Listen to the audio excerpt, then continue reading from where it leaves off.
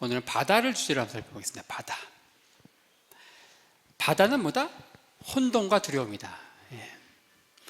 오늘날은 바다 하면 뭘까요? 바다? 해수욕장. 바다, 해수욕장. 혼돈, 두려움 느끼지 않죠? 예. 이게 전혀 느낌이 다른 거예요. 사실 이 바다가 원래 칠흑같이 이 검은 바다. 이 바다가 이렇게 사람을 이렇게 삼키고, 그렇죠? 또 바다의 신이 나라마다 있거든요. 또 그리스 같은 건 포세이돈이 막 화나면 막 풍랑이 막 일고, 우리는 용왕신이 화나면 막 심청이를 받아야 되고, 막 그런 것처럼 이 바다가 그런 존재였는데, 사실 이게 이제 바다가 우리 이렇게 친근해지고, 뭐 바다 하면 바캉스를 떠올리고, 뭐 해수욕을 떠올리고 하게 된 게 20세기 이후입니다. 예. 레저 문화가 발달하면서 거기에 많은 광고에 우리가 익숙해지면서 그런 거지, 사실은 20세기 이전까지 바다는 항상 해적들이 출몰하던 곳이고, 해적이 없으면은 이 풍랑을 통해서 사람을 삼켜버리는 굉장히 이제 혼돈과 두려움을 상징하는 게 바다다. 근데 그런 개념들이 성경에 곳곳에 나오는데, 이 바다에 대한 개념을 알려면 우리가 이 사파로 나오는 이 사진, 이 갈릴리 바다입니다. 갈릴리. 여기 한 이제 소녀가 이 바다를 보면서 뭐 묵상을 하고 있는 것 같아요. 자, 이 갈릴리 호수, 이거 호수의 바다예요? 이 주제를 가지고 바다에 대한 유대인들의 생각을 이해할 수 있습니다. 자, 갈릴리는 호수일까요? 바다일까요? 이러면 현대인들은 무조건 호수라고 해요. 예. 자, 일단 현대인들이 생각하는 텐트의 개념, 바다의 개념, 이거 전혀 다르다는 거예요. 그런 것처럼 이 지금 보시는 갈릴리, 이것도 이게 호수냐 바다냐, 현대인들이 볼 때 이게 호수입니다. 근데 성경은 곳곳에 이 호수라고도 번역이 되어 있고 바다라고도 번역이 되어 있다. 갈릴리 호수, 디베리아 바다, 게네사렛 호수, 다양한 말로 번역이 되어 있는 거예요. 이걸 호수라고도 하고 바다라고도 하고 같이 번역이 되어 있어요. 제가 궁금해가지고 이스라엘에 있으면서 1년에 한 번씩 갈릴리 호숫가에 가족들끼리 한 번씩 온 적이 있어요. 올 때마다 갈릴리 호수 물을 찍어가지고 맛을 봤어요. 맛이 어떨 것 같아요, 여러분들? 갈릴리 호수 물이 짤 것 같아요? 안 짭니다. 프레시 워터예요. 안 짜요. 물어보니까 짤 것 같다. 갈릴리 호수는 프레시 워터예요. 그리고 육지, 내륙에 육지에 둘러싸여 있고, 그리고 프레시 워터고, 현대인들의 기준으로 보면 명확히 이거는 호수예요. 레이크입니다. 근데 이게 유대인들에게 뭘 의미하느냐? 유대인들은 어떤 민족이다? 유대인들은 보다 광야의 민족이에요. 광야. 유대인들은요, 광야의 민족이어가지고 우리가 볼 때는 다 그 광야가 그 광야예요. 근데 이 광야를 가리키는 단어가 몇 개가 있는지 아세요? 7개가 있습니다, 여러분들. 여러분들, 에스키모인들은 눈의 민족이죠. 에스키모어로 눈이라는 단어가 무려 15개가 있습니다. 그러니까 아프리카에는 눈이라는 단어가 없을 거예요, 아예. 그러니까 이것처럼 그 사람이 속해 있는 자연환경, 그 민족의 정체성, 그거와 언어와의 상관관계를 연구하면 굉장히 재미난 걸 보는데, 눈의 민족인 에스키모인들에게 눈이라는 단어가 15개. 우리가 볼 때 그냥 눈이에요, 다. 외부인들이 볼 때는 다 그 눈이에요. 우리가 볼 때는 다 그 광야가 그 광야인데, 유대인들이 볼 때는 광야가 막 7개가 있는 거예요. 예를 들어서 미드바르, 그리고 찌야. 이 찌야에서 나온 단어가 찌온. 이 찌온이 뭐예요? 시온. 네. 그리고 네게브, 그리고 예시몬, 뭐 이런 다양한 단어들이 다 광야거든요. 광야. 이스라엘 백성들은 광야의 백성이다.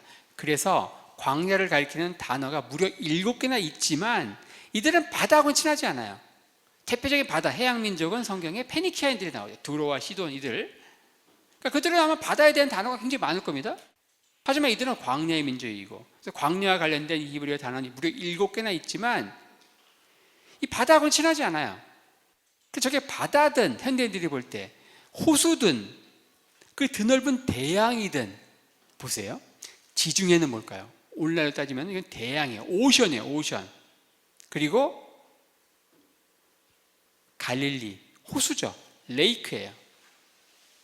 사해, 다 레이크예요. sea. 그러니까 sea, 레이크, 오션, 대양, 바다, 호수, 이 모든 게 단어가 하나예요. 그냥 얌. 여러분들 우물 아래에 있는 개구리 생각해 보세요. 우물 아래에 있는 개구리. 우물 안에 개구리가 있습니다. 개구리. 이 우물 안에 세계를 가지고 이 개구리는 엄청나게 영역을 나눠 놓을 거예요. 그렇죠? 근데 이 우물 안보다 비교할 수 없이 넓은 우물 바깥 세상은 딱 뭐예요? 한마디예요. 우물 밖. 느낌 오십니까? 광야는 단어가 많은데 물 막 모여 있는 거야? 아무 의미 없는 그냥 얌. 이스라엘 백성들은 광야의 민족이다. 그래서 이게 호수든 현대인들이 볼 때, 바다든 현대인들이 볼 때, 대양이든 전부 한마디로 얌.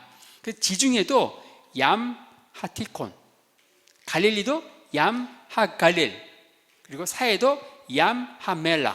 다 얌이에요. 바다, 혼돈과 두려움이다. 이걸 히브리어로 뭐라고 하는가? 그냥 얌. 얌은 바다만 의미하지도 않는다. 바다, 물만 좀 많이 모였으면 다 얌이에요. 심지어 역대에 보면 이런 말씀이 있습니다. 역대하 4장 2절에 또 바다를 부어 만들었으니 직경이 10규빗이요 그 모양이 둥글며. 이게 뭔지 아십니까 여러분들? 바다가 뭔지 아세요? 솔로몬 성전 안에 번제단이 있잖아요. 번제단 다음에 12마리 황소 위에 올려있는 청동 바다, 청동, 거기 우리 물두멍, 성막의 물두멍, 거기에 거대한 그 청동 그 대야, 거기에 물이 있어요. 그 물도 뭐예요? 물이 많아요. 그것도 바다. 그것도 바다야. 우리가 볼 때 요강보다도 넓은 거, 조금 약간 넓은 건데, 그냥 물이 많이 모여서 무조건 그게 얌이다. 얌. 그게 이제 바다로 번역되어 있는 것이다. 굉장히 재미난 번역입니다. 이런 거. 이 바다가 왜 무서운가? 솔로몬 성전. 여기 바로 이 바다로 번역되어 있는 12마리 황소가 이고 있는 이것도 바다라는 게 바다. 바다가 왜 무서운가? 이 바다 속에 괴물이 있다고 생각하는 거예요. 괴물. 저 달에는 토끼가 없죠? 어떻게 알았습니까? 현대 과학 때문에 알게 된 거예요. 아폴로 달에 착륙해가지고 본 거예요. 토끼를 보지 못한 거예요. 그런 것처럼 바다에는 괴물이 없어요. 근데 고대인들은 바다에 괴물이 있다고 생각한 거예요. 그 괴물이 다 나라마다 다 달라요. 포세이돈이라는 괴물, 그리스는 괴물. 그 괴물이 뭐냐? 바다의 그 신. 그게 성경에 이제 다양한 말로 번역되어 있죠. 악어, 용, 리오야단, 그리고 라합, 이런 식으로 번역이 되어 있죠. 에스겔서에 보면은 너는 말하여 이르기를 주 여호와의 말씀에 애굽왕 바로야 내가 너를 대적하노라 너는 자기의 강들 중에 누운 큰 악어라. 악어라는 표현이 나오고요. 또 시편에도 보면 너희 용들과 바다여, 용이라는 표현이 나오고요. 이사야서 27장에 보면 리워야단, 그리고 욥기에도 보면 라합, 기생 라합 아니에요? 이 모든 것들이 바다에 사는 괴물을 가리키는 다양한 그 괴물 때문에 엄청 무서운 거예요. 바다가 삼켜가지고 괴물에게 잡아먹힌다는 거예요. 예수님 당시 그 유대 랍비 문헌에 보면은 그래서 마지막 때 말세가 되면은 말세에 메시아가 오시면은 이 리워야단을 우리가 바베큐에서 먹는다. 그러니까 그동안 그때 복수하는 거예요. 메시아가 오시면 그때 이제 바다 괴물에게 복수한다는 거예요. 리워야단을 바베큐에서 먹는다. 가나 혼인잔치와 사흘 되던 날, 가나 혼인잔치 기적이 요한복음 2장 1절에서 11절에 나오는데 1절에 이렇게 시작합니다. 사흘 되던 날에 갈릴리 가나에 혼인이 있어. 예수의 어머니도 거기 계시고. 가나 혼인잔치가 벌어진 그 시간적 배경 한 일주일 정도 벌어지는데 그 중에서 이 기적이 일어난 물이 포도주로 바뀌는 이 기적을 베푸신 그날은 사흘 되던 날이었어요. 왜 굳이 사흘 되던 날일까요? 이틀 되던 날이 아니고 나흘 되던 날이 아니고 왜 사흘 되던 날일까? 자, 그럼 이 사흘 되던 날은 언제로부터 사흘일까요? 언제로부터 사흘일까요? 요한복음 2장 1절 사흘 되는 날에, 이 사흘 되는 날은 언제로부터 사흘일까? 이렇게 물어보면은 종종 나오는 대답이 잔치가 시작된 날로부터 사흘. 또 성경을 열심히 찾아봐요. 그 앞에 1장을 또 찾아봐요, 사람들이. 그러면 예수님이 세례를 받으신 날로부터 사흘. 뭐 여러 가지 얘기를 하는 거예요. 근데 이 사흘 되는 날, 이 표현은요, 완벽하게 번역이 잘못되어 있는 겁니다. 영어 성경은 번역이 잘 되어 있어요. 이 사흘 되는 날은 마치 뭐뭐로부터 3일 후, 그러니까 after 3 days 이런 느낌을 주는 오역이에요. 영어 성경이 어떻게 번역되냐면요, on the third day, 셋째 날 이렇게 되어 있습니다. 셋째 날. 이 셋째 날은 뭘 의미할까요? 셋째 날은요, 유대인들이 사용하는 요일의 개념이에요. 요일. 우리는 요일을 얘기할 때 일요일, 월요일 이렇게 얘기하죠. 영어에서는 썬데이, 먼데이 이렇게 얘기하죠. 유대인들은 그렇게 표현하지 않습니다. 이 영어에 나오는 이 요일 개념은 전부 영국, 이 브리타니아라고 하는 섬, 로마가 정복하기에도 가치가 없는 야마인들이 살던 그들이 사용하던 언어가 영어인데, 그렇죠? 이들은 다 정령 숭배, 다 자연신, 애니미즘. 그래서 이 오딘이라고 하는 신을 섬기는 날이 웬스데이고요, 프레야라고 하는 신을 섬기는 날이 프라이데이고, 그리고 토를 섬기는 날이 Thursday이고. 유대인들은 절대 그렇게 사용하지 않아요. 유대인들 창세기 1장에 뭐예요? 하나님이 첫째 날이니라, 둘째 날이니라, 셋째 날, 넷째, 여섯째 날, 그리고 안식하셨잖아요. 샤밧은 무슨 날일까요? 토요일이죠. 그럼 첫째 날은 무슨 요일일까요? 일요일이죠. 그럼 둘째 날은 무슨 요일일까요? 월요일이죠. 셋째 날은 뭐예요? 화요일입니다. 여기 나온 사흘 되는 날은 이건 셋째 날이고, 더 정확히 좀 더 쉽게 표현하면 화요일에. 그러니까 뭐뭐로부터 사흘 후 그게 아니에요. 더 정확히 표현하면 안식일로부터 사흘 후 되겠죠. 샤밧, 안식일로부터 사흘 후. 그러니까 가나 혼인잔치에 물이 포도주로 바꾼 이 놀라운 기적, 공생의 사역의 첫 번째 기적은 화요일날 벌어졌다는 거예요. 그걸 얘기하고 싶은 거거든요. 그거 얘기하고 싶으니까 기록한 거예요. 아무 의미 없으면 이 사흘 되는 날 시간적 배경을 전혀 언급할 이유가 없습니다. 그럼 이게 광야의 백성 이스라엘과 무슨 관련이 있는가? 사흘 되는 날, 이것은 하나님의 천지 창조 가운데 창세기 1장에 나오는 여섯째 날까지 6일간의 창조 가운데 이 셋째 날 창조에 특별한 게 있습니다. 굉장히 특별한 게 있어요.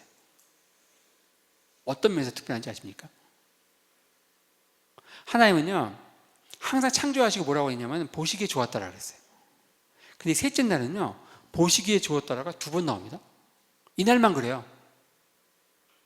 그러니까 2배의 축복, 더블 블레싱이 있는 날이 이 화요일이에요, 유대인들에게. 또 더 나아가서 이 셋째 날에 묻이 드러나라 하면 묻이 바다에서 묻이 드러난 거예요. 그렇죠? 이스라엘 백성들은 바다의 민족이 아니에요. 광야, 육지, 광야의 민족인데, 광야의 민족인 이스라엘 백성들에게 바로 이 묻이 드러난, 자기들이 거할 이 땅, 묻이 드러난 이 날이 굉장히 해피한 날이에요. 거기다가 하나님 보시기에 도와주라 2번 나오는 2배의 축복이 있는, 더블 블레싱이 있는 날이고, 그리고 광야의 백성 이스라엘에게 묻이 드러난 날, 굿뉴스, 천하에 물이 한 것으로 보이고 묻이 드러나라. 그리고 하나님 보시기에 도왔더라, 이게 2번 나온다. 가나 혼인잔치는 바로 이런 시간적 배경. 영어 성경 on the third day, 셋째 날, 이렇게 after 3 days 이렇게 번역되지 않았다. 사흘 되는 날, 여기 아니고 셋째 날 이렇게 번역해야지 맞다. 더 정확히 하면 그냥 Tuesday, on Tuesday 그렇게 하면 더 낫겠죠. 바다가 육지를 삼키다. 원래 이 바다가 수면 위에 운행하면서 이제 바다가 완전히 다 덮고 있었죠. 표감의 기품이 있고 하나님의 신은 수면에 운행하시니라. 이 묻이 없었어요. 그런 가운데 묻이 드러난 거예요, 셋째 날. 근데 다시 이 물이 육지를 다 삼켜버린 사건이 뭐예요? 노아의 홍수 사건이잖아요. 이 바다가 등장하는 이 본문은 전부 두려움이다. 두려움. 출애굽 이후에 이스라엘 백성들이 딱 맞닥뜨린 장애물은 뭐냐? 홍해다, 홍해. 이스라엘 둘러싼 바다가 뭐 많이 있죠. 지중해도 있고 홍해도 있고 갈릴리도 있고 사해도 있고. 근데 가장 그 중에서 깊은 바다가 홍해입니다. 홍해. 한 6,000피트 된다 그래요. 6,000피트. 바다 끝없는 시면 바닥을 알 수 없는. 근데 이들이 그 홍해 앞에 딱 그냥 그 시뻘건 홍해 앞에 섰을 때 엄청난 두려움. 하지만 하나님은 그 두려움을 일거에 치유시키십니다. 어때요? 그 홍해를 가르고 그 6,000피트 깊이의 그 홍해 바닥을 위풍당당하게 이름을 함께 걸으면서 이들은 바다가 주는 그 집단 무의식 가운데 그 두려움을 극복하게 되는 거예요. 극복. 그렇죠?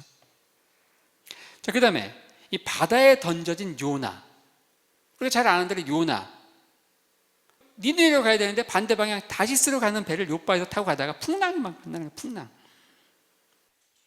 나중에 풍랑이 누구 때문이냐? 이 제2복희한테 요나가 뽑히고 점점 이렇게 상황이 몰려가면 어떻게 해야 될까요? 여러분 같으면은 회개하지 않을까요? 웬만하면은. 그리고서 요나를 이제 바다에 자기를 바다에 던지라는 거예요. 그러면 이제 풍랑이 가라앉을 테니까. 바다, 유대인들에게 뭐예요? 두려움, 엄청난 혼돈과 두려움의 상징이 바다인데 차라리 나는 그런 바다에 빠지겠다는 거예요. 여기서 우리 뭘 배울 수 있어요? 목숨을 두려워하지 않는 불순종을 배울 수 있죠. 이게 엄청난 불순종이에요. 그 무시무시한 유대인들이 정말 집단 무의식을 두려워하는 게 바다인데 광야의 백성 이스라엘. 이 바다는 친하지 않고 그 바다에 빠져 죽겠다는 거예요. 차라리 니는 안 가겠다는 거야. 하나님의 말씀 순종하지 않겠다는 거야. 죽음을 불사하는 이 무시무시한 불순종을 우리가 배우면 안 되겠죠. 불굴의 불순종이다. 그 다음에 또 갈릴리 바다의 광풍. 이 광풍이 막 부는 거예요. 광풍. 이게 큰 바다든 작은 호수든 중요하지 않아요. 이게 엄청나게 두려운 거거든요. 그러니까 이 제자들이 예수님을 깨우고 예수님이 잠잠케 하고, 그 다음에 또 이 바다 사건이 또 나오는 게 바울이 만난 유라굴로 광풍. 이 본문들 전부 보세요. 이 바다는 전부 두려움이에요. 그 바다에서 뭐 윈드 서핑하고 이런 개념이 아닌 거예요. 바나나 보트 타고 이런 게 아니에요. 바다가. 오늘날 20세기 그런 거고 예수님 당시 성경 시대에는 엄청난 두려움이었다. 이게. 바울이 만난 유라굴로 광풍이 사도행전 27장에 나오는데 여기서 주의해야 될 게 뭔가, 주의해서 봐야 되는 게 여러 날이 걸려 금식하는 절기가 이미 지났으므로 행선하기가 위태한지라. 여기에 나오는 금식하는 절기라고 하는 것은 대속죄일을 가리킵니다. 대속죄일. 대속죄일이 언제 있습니까? 10월 달에 있거든요. 10월 달. 10월이라고 하는 이 달이 이 지중해 바다는요, 여름에는, 건기에는요, 정말 잔잔해요. 정말 잔잔한데 이게 이제 9월경부터 이제 막 이제 풍랑이 일다가 10월, 11월 되면 해상 금지 기간이에요. 당시 로마 제국의 해상 법상 11월 10일부터 3월 10일까지는요, 배 띄우는 것 자체가 금지. 그러니까 이때는 해적들도 쉬어. 밥이 없잖아요. 해적들도 쉬어. 그리고 안전한 기간은 언제냐? 5월 26일부터 9월 14일이에요. 근데 지금 금식하는 절기가 지났다. 이때는 대략 10월이기 때문에 안전하지도 않지만 해상 법으로 금하는 금지 기간도 아닌 복불복인 거예요. 그러니까 이들은 이때에 바울의 말을 무시하고 어디로 가려고 하는 거예요?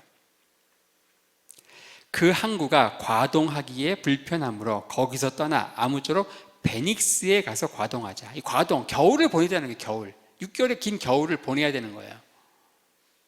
근데 이 섬, 크레타 섬에서 이 미항이라고 하는 곳에 있는데 배를 띄워서 그 옆에 있는 베닉스로 가자는 거예요. 베닉스. 왜냐? 이 미항은 6개월 겨울, 과동하기에 별로 좋지 않다. 저 베닉스가 좋다는 거예요. 이 선원들이 6개월의 긴 겨울을 겨울을 보내기 좋지 않다는 건 뭘 의미할까요? 이 선원들이 6개월 동안 즐길 수 있는 충분한 숫자의 술집 여인들이 부족한 거예요. 그러니까 이들은 6개월 즐기는 것 때문에 복불복에 목을 건 거예요. 이거 잘못하면 풍랑일 수도 있는 거고. 예. 결국 풍랑 만나죠? 유라굴로 강풍을 만납니다. 그다음에 몰타섬까지 이제 14일 정도 표류하다가 몰타섬, 멜리데 섬이라고 번역되어 있죠. 자, 이 바다는 굉장히 두려움이다, 유대인들에게. 창세기 1장 2절에 땅이 혼돈하고 공허하며 흑암이 깊음 위에 있고 하나님의 신은 수면에 운행하시니라. 이 바다와 하나님의 신, 이 두 가지는 하나는 빛의 세력이고 하나는 어둠의 세력, 하나는 질서의 세계이고 하나님은 혼돈의 세계예요. 그게 딱 이제 서로 대치하고 있는 상황. 이런 가운데서 이제 하나님의 첫째 날 천지창조부터 시작이 되는 거죠. 출애굽기 14장 21절에 보면은 큰 동풍으로 밤새도록 바닷물을 물러가게 하셨다. 동풍. 이 바람이요, 히브리어로 루아흐라고 하는데, 재미난 게 뭐냐면은 우리말은 그렇지 않아요. 바람이 그냥 바람이죠. 근데 히브리어로 이 바람이 루아흐는 두 가지를 의미합니다. 하나는 바람이고요, 하나는 하나님의 신이에요. 하나님의 영, 성령을 루아흐라 그래요. 성령. 그러니까 이 바닷물을 말린 게 뭐예요? 이 홍해 바닷물을 갈라지게 한 게 뭐예요? 바람인데, 그 바람은 루아흐인데, 달리 말하면 뭐예요? 하나님의 신이에요. 그러니까 우리는 창세기 1장과 이 출애굽기 말씀을 통해서 이 혼돈과 두려움을 주는 이 바다와 우리의 평강을 주고 또 질서를 잡아주는 이 하나님의 신 두 개의 세력이 이렇게 대치하고 있나, 뭐 이런 것들을 보게 되는 거죠. 얌신. 이 바다에는 유대인들은 얌신이 있다고 그래요. 얌신. 그리스 사람들은 바다에 포세이돈 신이 있다고 그러고, 로마 사람들은 넵튠이라고 하는 신이 있었고요. 한국 사람들은 용왕신이 있었고요. 나라마다 이 신이 있거든요. 바로 이 바다에는 얌신이 있다. 제가 이거 한번 이야기했는데요. 간단히 언급하겠습니다. 누가복음 5장에 베드로가 깊은 데를 가서 그물레로 고기를 잡으려 할 때에, 거기 말씀에 순종해서 고기를 많이 잡았을 때, 그때 바로 보이는 반응은 전혀 의외다. 이상한 거다. 우리 이상하게 느끼지 않죠, 우리는? 우리가 이상한 거예요. 그래서 이상한 반응. 왜 주여 나를 떠나서서 나는 주여, 엎어지는가? 이거 신 앞에 선 것이다. 그렇죠? 이 물고기를 잡게 하고 이런 것들 누가 주관하는 거예요? 바다의 신, 얌신이 주관하는 건데, 이게 삼중자만 그물 얘기했습니다. 지금 가봤자 그거 내렸는데 다 보이잖아요. 세마포 그물 눈에 보이는데 이미 해가 떠가지고 이 물고기들이 막 들어오는 거예요. 막 전능하신 나의 주 하나님 찬양하면서 막 들어온다 그랬죠. 그걸 보면서 와, 이 갈릴리 호수에 있는 물고기까지도 주관하는 그 얌신이에요. 저 나에게 명령 내린 깊은 데로 가라고 한 저분이 바로 신이에요. 신. 그러니까 신적인 존재 앞에 선 것이다. 그런 것들이 또 뭐가 나오냐? 폭풍을 잠잠케 하는 거예요. 폭풍을 잠잠케 한다. 풍랑을 막 잠잠케. 제자들이 이렇게 얘기합니다. 예수님이 풍랑을 잠잠하라. 우리말로는 잠잠하라, 내자지만 히브리어는 짧아요. 돔. 전 세계에서 가장 쉬운 언어가 히브리어입니다. 우리말로 내자인데 히브리 한자라니까요. 진짜 이 바다가 잠잠해졌어요. 그 제자들이 뭐라 그래요? 이 어떠한 사람이기에 바람과 바다도 순종하는 거. 이게 원어적으로 이렇게 되어 있습니다. 이 누구길래 바다의 신과 바람의 신도 순종하는 거. 당신은 신들의 세계예요. 오늘날은 과학의 세계죠. 오늘날은 천둥이 어떻게 생기는지 알죠? 비가 어떻게 오는지 알죠? 근데 고대에는 뭐 하늘의 신들이 뭘 하다가 슬퍼가지고 우는 게 눈물일 거고, 화나가지고 그냥 벼락 던지는 게 천둥이고, 이 제우스가 던지는 게 벼락이잖아요. 무기. 그게 근동에서 바알신이거든요. 바알신이 딱 불로 응답하는 거예요. 그게 불로 응답한다. 배웠잖아요. 그리고 물 위를 막 걸어요. 이런 것들을 직접 본 거예요.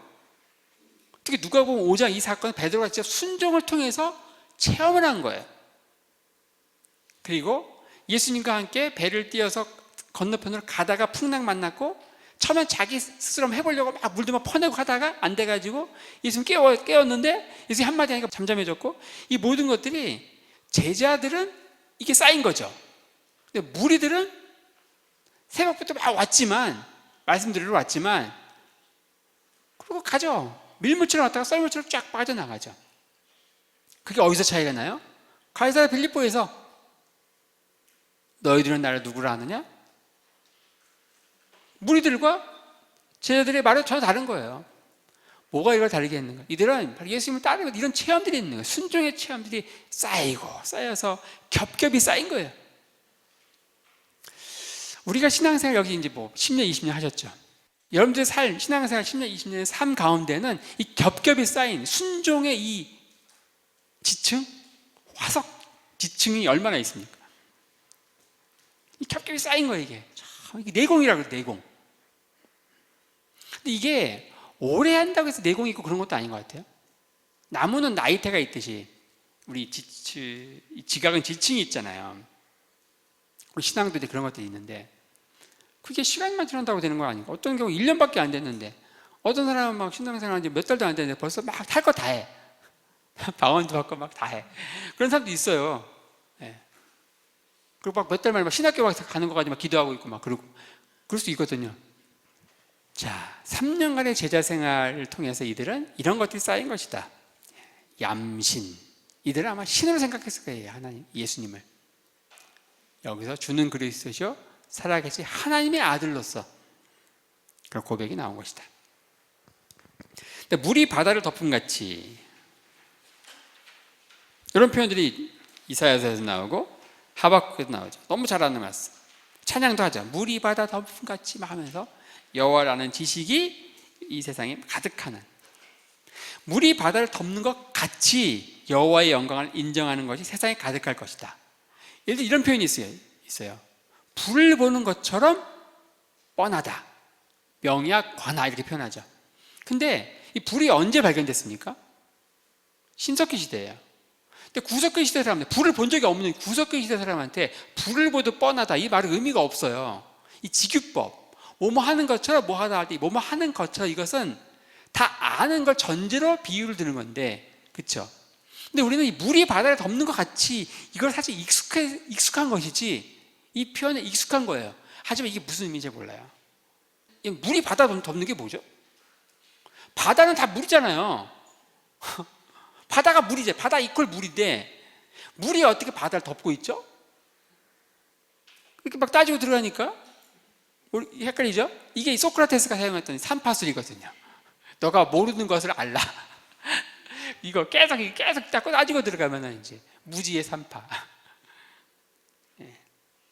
우리는 안다고 생각하지만 그냥 그저 익숙할 뿐이에요. 물이 바다를 덮는다. 유대인들은 이거 딱 하면 창세기 1장 2절이에요. 하나님의 신이 수면에 운행하는 그 그림이 있거든요. 하나님의 신, 이 바다는, 이 물은 뒤에 이제 배울 거예요. 하나님의 신, 하나님의 영, 은혜를 상징하는 거예요. 물, 바로 하나님의 신이 바다 수면에 운행하고 있는 그런 상황들. 창세기 1장 2절의 그 그림처럼 마지막 때에 가서는 여호와의 영광을 인정하는 것이 세상을 그렇게 덮고 있을 것이다. 마치 태초에 하나님의 천지창조를 본격적으로 하기 전에 하나님의 신이 온 바다 수면 위에 다 이렇게 운행하고 있었던 것처럼. 여기서 물은 그냥 물이 아니다. 바다도 그냥 바다가 아니고, 이 물은 바로 하나님의 신, 하나님의 영을 의미한다. 새하늘과 새 땅에서의 바다는, 그래서 유대인들은 이 바다가 싫은 거예요. 바다는 두려움이고 혼돈이에요. 그래서 마지막 때에 새하늘과 새 땅이 올 때 거기에 바다 있어요, 없어요? 바다 없어요. 바다 있으면 안 돼요. 바다 없어야 돼. 요한계시록. 또 내가 새하늘과 새 땅을 보니 처음 하늘과 처음 땅이 없어졌고 바다도 다시 있지 않더라. 요한계시록 20장 13절. 바다가 그 가운데서 죽은 자들을 내어주고 또 사망과 음부도 그 가운데서 죽은 자들을 내어주매. 그러니까 새하늘과 새 땅, 거기에 바다가 있으면 안 돼요. 그러니까 여러분들 지금 윈드서핑 열심히 해주세요. 나중에 그런 바나나 보트도 지금 많이 타두시고, 예. 제트스키도 많이 하죠. 그때는 바다가 없다니까요. 예. 그리고 또 뭐예요? 그 바다가 마지막 때에 그동안 삼켰던 모든 그 죽은 자들을 다 토해낸다. 그렇죠? 다시 살아나는 거예요. 물. 지금까지 바다에 대해서, 텐트에 대해서 살펴봤는데, 바다. 광야의 백성에게 이 바다라고 하는 것은 굉장히 두려움이다. 저게 바다든 호수든 대양이든 다 그냥 그냥 두려운 거예요. 두려운 거. 보기 싫은 거예요. 생각하기도 싫은 거예요. 입에 언급하기도 싫은 거예요. 그럼 광야의 백성 이스라엘에게 물은 뭐냐? 물은 뭘 의미할까요? 당연히 은혜죠. 생명입니다. 광야에서 물이 없다? 상상할 수도 없습니다. 물. 그때 우리 이 소중한 물을 우리는 뭐라 그래요? 물수듯 하지 마, 이렇게 얘기한다고. 물수듯. 네. 이거는 우리나라 상황이나 맞는 거예요. 이 광야 환경에서 물은요, 네. 사우디에서 물수듯 하는 게 아니고 그 사람들은 막 기름 쓰듯 하지 마, 이렇게 얘기하겠죠. 기름이 물보다 더 싸니까. 네. 광야에서 물. 오늘날 수도 틀면 물이 콸콸 나오는 지금의 상황에서 생각하면 안 된다. 바로 이 광야의 그 이글거리는 그 태양 아래에서 이 물, 생명이다. 근데 물이요, 다 생명이 아니에요. 두 종류의 물이 있어요. 두 종류의 물. 하나는 인간이 열심히 노력을 해야만 얻을 수 있는 물이 나오네요. 이 수고의 산물. 뭐예요? 우물과 웅덩이에요. 또 하나는 내가 아무것도 하지 않아도, 아무런 노력을 하지 않아도 하나님의 선물로 주어지는 물이 있어요. 그게 뭐냐? 시내, 비, 이슬, 강, 샘, 뭐 이런 거예요. 그 하나는 뭐예요? 수고의 산물이고, 하나님은 뭐예요? 하나님의 선물이에요. 이 하나님의 선물로 주어지는 이 물, 시내, 비, 이슬, 강, 샘, 이런 것들이 뭘 상징한다? 은혜를 상징하는 것이고, 생명을 상징하는 것이고, 열심히 수고해야만 얻는 이런 물, 우물이나 웅덩이는 바로 인생의 고난, 극심한 고난과 수고, 이런 것들을 상징한다. 우물과 웅덩이, 인생의 고난, 수고, 이걸 의미한다. 한쪽에서는 우물을, 한쪽에서는 웅덩이를 보고 계십니다. 여러분들이 어디에 우물을 파고 어디에 웅덩이를 팔까요? 근데 웅덩이는 뭐예요? 빗물을 저장하는 거예요. 그러니까 비가 어느 정도 오는 지역에 웅덩이를 파야 의미가 있겠죠. 근데 브엘세바와 같이, 이스라엘 얘기할 때 단에서 브엘세바까지, 브엘세바는 이스라엘 최남단에 있는, 비가 잘 안 와요. 1년에 한 200mm밖에 안 와요. 그러니까 그런 지역에는 웅덩이를 파봤자 모을 빗물이 없어요, 별로. 그러니까 이런 지역에 우물을 파는 거예요. 우물. 웅덩이를 파고, 웅덩이를 파도 어때요? 이 물이 계속 있을까요? 물이 또 이게 막 지금처럼 딱 완벽한 방수 효과를 줘야 되는데 그렇지 않아요. 물이 빗물을 저장해도 다 스며들겠죠. 올리브 씨라든지 대추 씨를 갈아가지고 그 주변에 회치를 하면 조금 방수 효과가 있다고 해요. 하지만 문제는 뭐냐? 이스라엘은 1년 365일 가운데 260일, 그러니까 3일의 하루는요, 이틀은 지진이 있거든요. 그러니까 아무리 방수 효과 완벽한 웅덩이를 파놨어도 작은 지진에도 그 웅덩이는 뭐가 될까요? 그게 뭐예요? 예레미야서에 나오는 터진 웅덩이예요. 터진 웅덩이. 그 말씀들을 살펴볼 텐데, 터진 웅덩이다. 그 다음에 우물도 마찬가지예요. 아브라함이 브엘세바에서, 또 이삭이 그 브엘세바 그쪽 주변에서 우물을 파는 거예요. 특히 이삭 같은 경우 우물을 파고 또 거기에 터질 때 가면 아비멜렉이 우물을 다시 메우고, 그럼 말없이 또 우물도 파고 또 메우고, 3번인가 막 그렇게 나오죠. 그 우물 이름 짓고, 에색, 신나, 르호봇. 이 부분을 읽으면서 우리는 넘어가는 거예요. 아무 의미 없어요, 우리한테는. 그 부분을 보면서 아무런 충격이 안 와요. 근데 근데 거기에 충격받는 사람이 누구예요? 그 지역에 살고 있는 실제 우물을 메웠던 그 아비멜렉이 충격받고서 아이고 잘못 건드렸다 하면 뼈도 못 추리겠네. 그래서 자기의 군대 장관 비고를 보내가지고 이삭과 상호 불가침적을 맺잖아요. 이 사건은 엄청난 사건이에요. 그 브엘스바 그 광야에서 우물을 파야죠. 우물을 파려면 기본적으로 100m에서 200m를 파야만 수원에 이르러요. 여러분들 그 당시에 무슨 도구를 가지고 뭐 망치 뭐 이런 거 가지고 판다고 쳐요. 100m, 200m 팔 수 있어요? 또 그렇게 파면 다 우물입니까?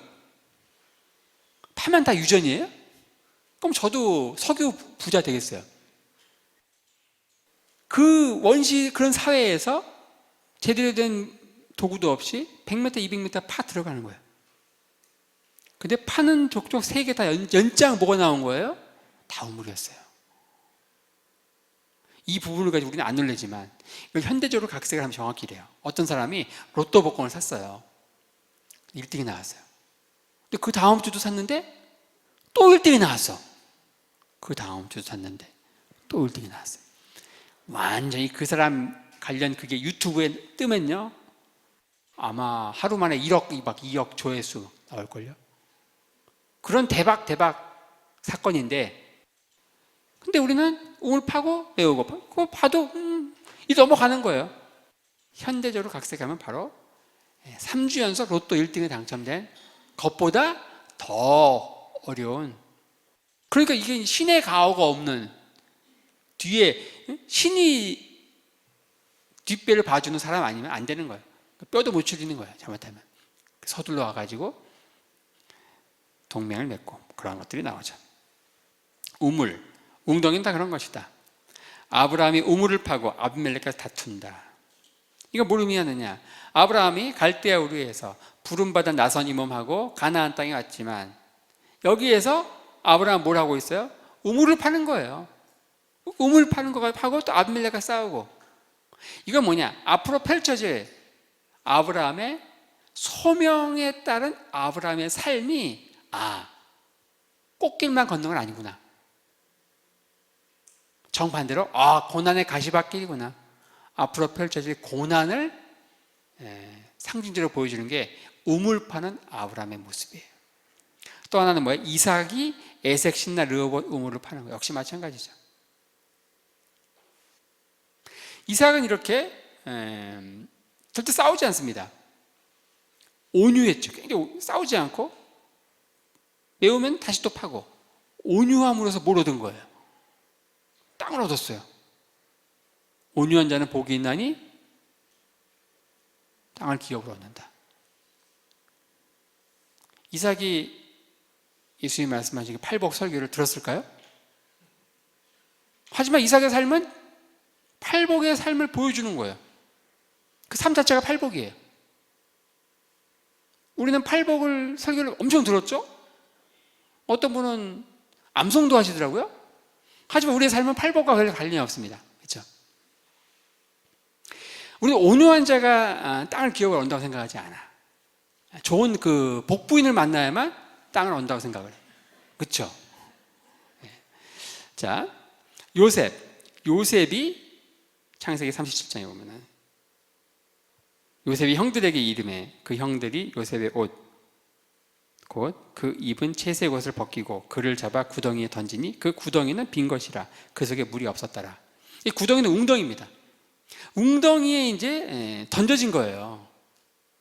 웅덩이에 던져진 요셉. 자, 제가 우물, 웅덩이 다 뭘 의미한다? 이제 그것과 관련된 그 주인공이 당하게 될 인생의 고난을 상징하는 거예요. 우리도 꽃길만 걷고 싶지만 이 우물과 웅덩이는 꽃길 가는 거리가 먼 엄청난 고난의 가시밭길. 요셉은 꿈 한 번 잘못 꿔가지고 결국 그 꿈은 이루어질 것이에요. 꿈은 이루어진다. 히딩크가 한 말 아니에요. 요셉의 삶이 보여주는 거예요. 삶으로 웅변으로 보여주는 게 바로 꿈은 이루어지는 건데 문제는 뭐예요? 그 꿈이 이루어지기 위해서 앞으로 거쳐가야 될 엄청난 고난의 가시밭길, 이걸 뭘로 보여주는 거예요? 웅덩이에 던져진 그 요셉의 삶을 통해서 보여주는 것이다. 예레미야 38장에 보면 예레미야도 어때요? 시위대의 뜰 안에 웅덩이에 던져진다. 거기는 막 그냥 질퍽질퍽 거기 빠져 죽을 것 같은 거예요.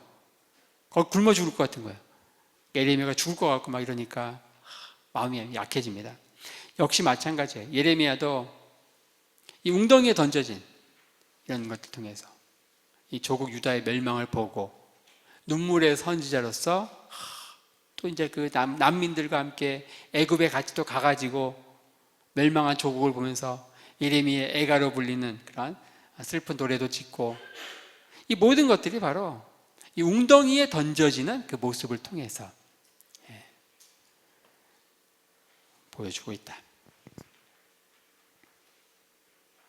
반면 시내, 비, 이슬, 강, 샘 이런 것들은 뭘 의미한다? 하나님의 은혜다. 웅덩이와 우물 똑같은 물이라고 다 같은 물이 아니에요. 하나는 수고의 산물이고 하나는 뭐예요? 하나님의 선물이에요. 다르죠? 수고의 산물, 하나님의 선물. 물은 물이지만 전혀 차원이 다른 물이에요. 하나님의 선물로 주어지는 이 시내, 비, 이슬, 강, 샘 아무런 노력을 하지 않아도 주어져. 이게 바로 하나님의 은혜를 상징한다. 지금 보시는 이게 바로 은혜예요. 그래서 비를 가지고 여호와께서 너희 땅에 이른 비, 늦은 비 이런 식으로 이제 내가 너에게 은혜를 베풀 거야. 근데 이걸 좀 이른 비, 늦은 비 이런 식으로 표현하면 더 와닿는 거예요. 광야의 백성 이스라엘 백성들에게. 역시 이른 비, 늦은 비 표현이 나오고 이른 비, 늦은 비 그리고 이슬 하나님은 하늘의 이슬과 땅의 기름짐이며 이슬 여름에는 이 땅에 특히 포도 같은 경우 새벽 이렇게 맺힌 이 이슬 가지고 그 이슬을 먹고 이제 포도가 또 자라고 헐몬의 이슬이 시온의 산들에 내림 같다. 이슬 하나님의 은혜를 상징하는 게 이슬. 샘 마찬가지예요. 하나님이 하갈의 눈을 밝히시며 샘물을 보고 샘물 샘 그리고 시내 사막에서 시내가 흐른다. 시내 강도 마찬가지예요. 성전에서 나오는 강이 막 물이 발목, 무릎, 허리까지 차고 강이 되고 그 사이로 흘러가고 그날의 생수가 예루살렘에 솟아나고 수정같이 맑은 생명수의 강이 강과 생명나무 요한계시록에 나오는 이런 표현들 두 종류의 물이 나온다. 하나는 열심히 수고해 얻는 수고의 산물로서 우물과 웅덩이 또 하나는 비, 샘, 강, 이슬 이런 것들 전부 아무 수고하지 않았지만 하나님께서 은혜로 주어지는 이 하나님의 선물로서 그게 바로 생명, 은혜를 상징한다. 이 두 종류의 서로 다른 물들이 우리가 다음 주에 살펴볼 이 적용 말씀들 몇 개 너댓 개 살펴볼 텐데 이게 두 가지 물의 이 완벽한 이미지가 있으면 훨씬 더 다 아는 말씀이에요. 하지만 이 이미지를 가지고 보면은 훨씬 새롭게 좀 더 리얼하게 와 닿을 것이다. 적용과 관련된 말씀은 다음 시간에 계속 살펴보도록 하겠습니다.